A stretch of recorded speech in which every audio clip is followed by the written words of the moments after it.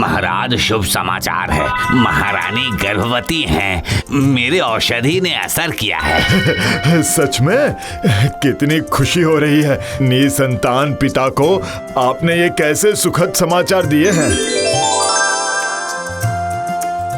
ये रहा आपका पुरस्कार वैद्य जी। अच्छा हुआ जो आपने ये औषधि बनाई। सुनो, कोई है? उत्सव की तैयारियां करो। हाँ, उसी माला के आनंद में रहिए और मैं इस जन्म में संतान का मुंह नहीं देख पाई, ये भूल जाइए। अरे वही औषधि तो मैंने तुम्हें भी दी थी भाग्यवान, लेकिन अब उसका फल नहीं मिला तो मैं क्या करूं बताओ। वैद्य का घर सूना है और उन्हीं की औषधि से राजमहल में खुशी का माहौल बना है।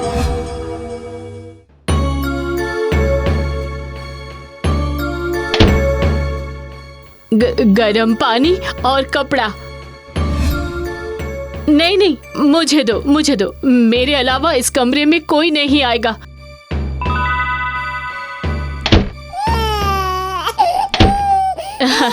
बेटा हुआ है महाराज। अरे ढोल बजाओ, राज्य का राजकुमार आया है।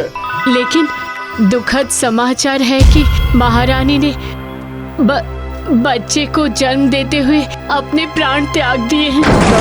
नहीं, रानी।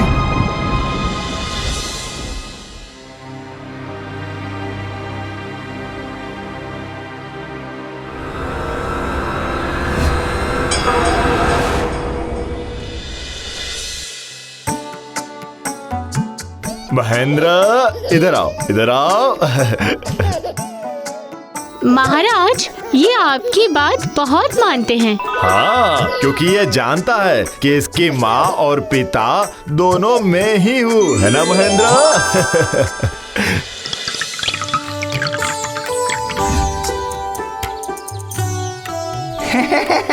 क्या कर रहे हो मोहन?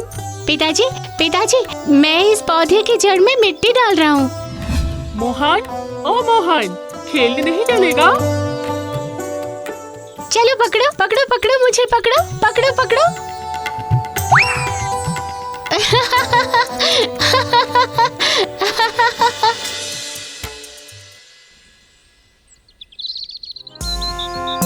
मंत्री, अब मेरी उम्र हो रही है और राजकुमार बड़े हो रहे हैं। मैं चाहता हूँ जितनी जल्दी हो सके उनका राज्याभिषेक करवा दूं। जी अवश्य। अब आप राज ज्योतिषी से परामर्श करके दिन तय कर लीजिए जल्दी। जी महाराज। वो देख साथी, उड़ गया पक्षी। मुझे भी साथ ले चलोगे क्या? ये तो हमारी कविता है, तुम्हें याद रहेगा ना? मित्र की बात कोई भूलता है क्या? सुनो, पिताजी कह रहे थे कि तेरा राज्याभिषेक होने वाला है। उसके पहले मैं इन पक्षियों की तरह पूरा देश घूम कर आऊंगा। महेंद्र, तुमने मंत्री जी से कहा है कि तुम राज्याभिषेक से पहले भ्रमण पर जाना चाहते हो? जी पिताजी, राज्याभिषेक से पहले मुझे अपने देश के बारे में जानना बहुत जरूरी है। ठीक है, फिर तुम्हारे साथ एक सेना भेज देता हूँ। नहीं पिताजी, मैं अकेले ही अपने चारों तरफ घूमकर देखना चाहता हूँ। ठीक है, फिर ऐसा ही होगा। उड़ जा पक्षी। मुझे साथ ले चलोगे क्या? जल्दी से लौट आना मित्र। हाँ, जल्दी आऊंगा और आते ही सबसे पहले तुमसे मिलूंगा। चलता हूँ पिताजी।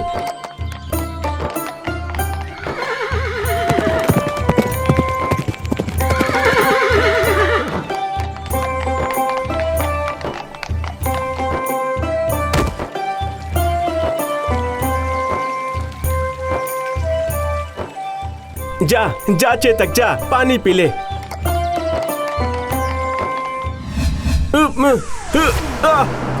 कौन है आप लोग? छोड़िए मुझे। चेतक।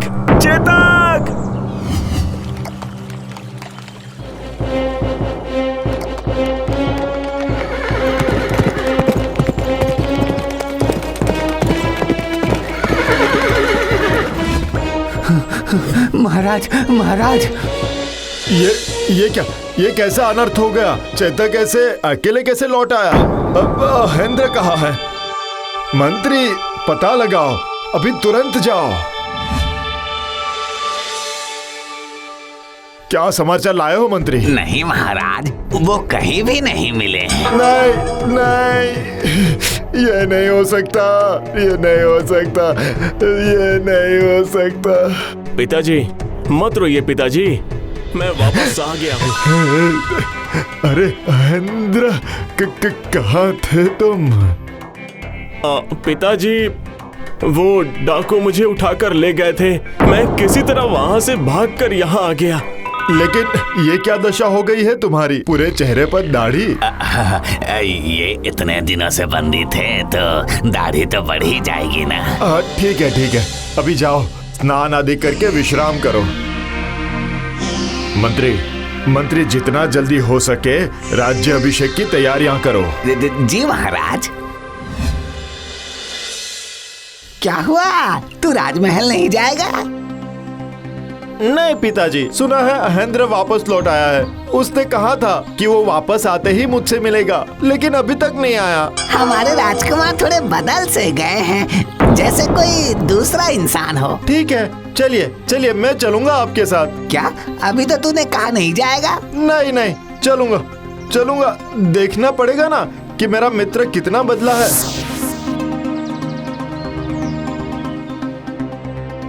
माफ कीजिएगा महाराज, महेंद्र मुझे बिल्कुल अलग से लग रहे हैं। मुझे भी उसकी बातचीत, व्यवहार सब कुछ जैसे बदल ही गया है। मुझे तो कुछ संदेह हो रहा है। मैं राजकुमार को हजामत करवाने को कहता हूँ, शायद कुछ समझ आए। ठीक है, देख लो।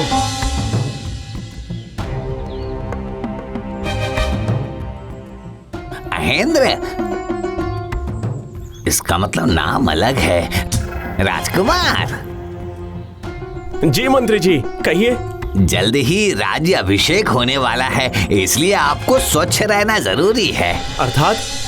दरअसल ये दाढ़ी मूछ की वजह से आप बीमार लग रहे हैं। अभिषेक के पहले अब इन्हें कटवा डालिए आप। ठीक है। दाढ़ी कटते ही इसका असली चेहरा सामने आ जाएगा।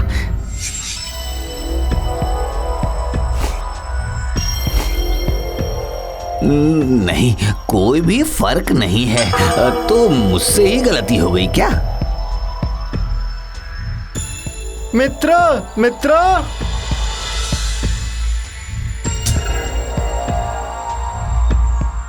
क्या बात है, अपने मित्र को पहचान नहीं पाए? मैं आपका मित्र कैसे हुआ? और वैसे भी आप मुझे आप कह के बुलाएंगे, मैं राजकुमार हूँ।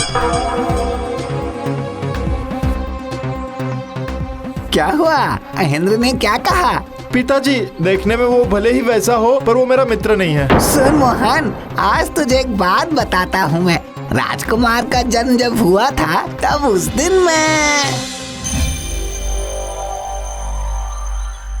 समझ गया पिताजी, महेंद्र को अभी ढूंढना ही पड़ेगा। लेकिन वो कैसे? जरूर उसे किसी ने छुपा कर रखा है। मुझे जाकर उस जगह को ढूंढना पड़ेगा।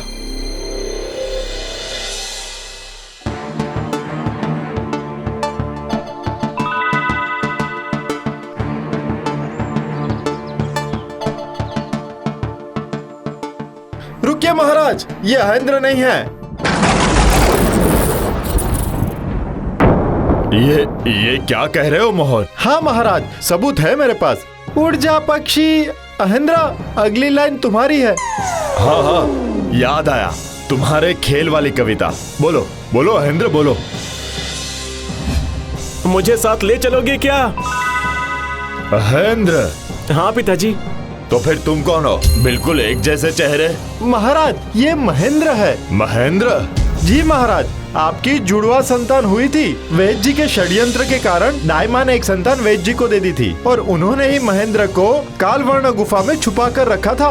पिताजी कहते थे कि मैं राजा का पुत्र हूँ, लेकिन राजा मुझसे प्यार नहीं करते थे, इसलिए वैद्य जी मुझे पाल रहे थे। लेकिन हमें तो पता चला था कि वैद्य जी निसंतान है। वो मुझे घर से बाहर निकलने ही नहीं देते थे। जब मैं बाहर खेलना चाहता तो वो राजा के सैनिकों का डर दिखाते थे। छी वैद्य जी, इतने दिनों तक एक बच्चे को पिता के स्नेह और ममता से तुमने वंचित रखा। वो झूठ कह रहा है। ठीक है सिपाही, दाई माँ को बुलाओ। महेंद्र, अगर तुम्हारी बात सच हुई तो इस वेद को सजा मिलेगी। जो बोलोगे सच बोलना। नहीं तो क्षमा कीजिएगा महाराज, धन के लालच में मैंने ही आपकी पहली संतान को वैद्य के हाथों सौंप दिया था, माफ कीजिएगा। भैया, आप मेरे भैया हो। भाई, मुझे क्षमा कर देना भाई, मुझे कुछ भी पता नहीं था। वैद्य जी, अब सारी बात बताइए। जी वो मेरी पत्नी को 10 संतान चाहिए था, लेकिन नहीं हुआ। इसलिए जिस दिन मुझे ये समझ आया कि रानी के गर्भ में जुड़वा संतानें हैं, उसी दिन मैंने सारी योजना तैयार कर ली थी। मैं जानता था महेंद्र बड़ा है, इसलिए उसका ही अधिकार होगा सिंहासन पर, और उसके राजा होने पर मुझे भी कोई कमी नहीं रहेगी। इस वैद्य और दाइमा को बंदी बनाकर कारागार में लेकर जाओ। पिताजी, मुझे सिंहासन नहीं चाहिए, बस आप मेरे पालनकर्ता पिता को आप मुक्त कर दीजिए। और दाई माँ की भी उम्र हो गई है, इसलिए कृपया उन्हें भी क्षमा कर दीजिए। पर भैया, आपका अधिकार पहले है, इसलिए आप ही बैठेंगे सिंहासन पर। ठीक है, फिर ऐसा ही होगा। मंत्री, वैद्य और दाइमा को राजमहल से नजरबंद रखो। आओ पुत्र, अभिषेक का मुहूर्त निकलता जा रहा है।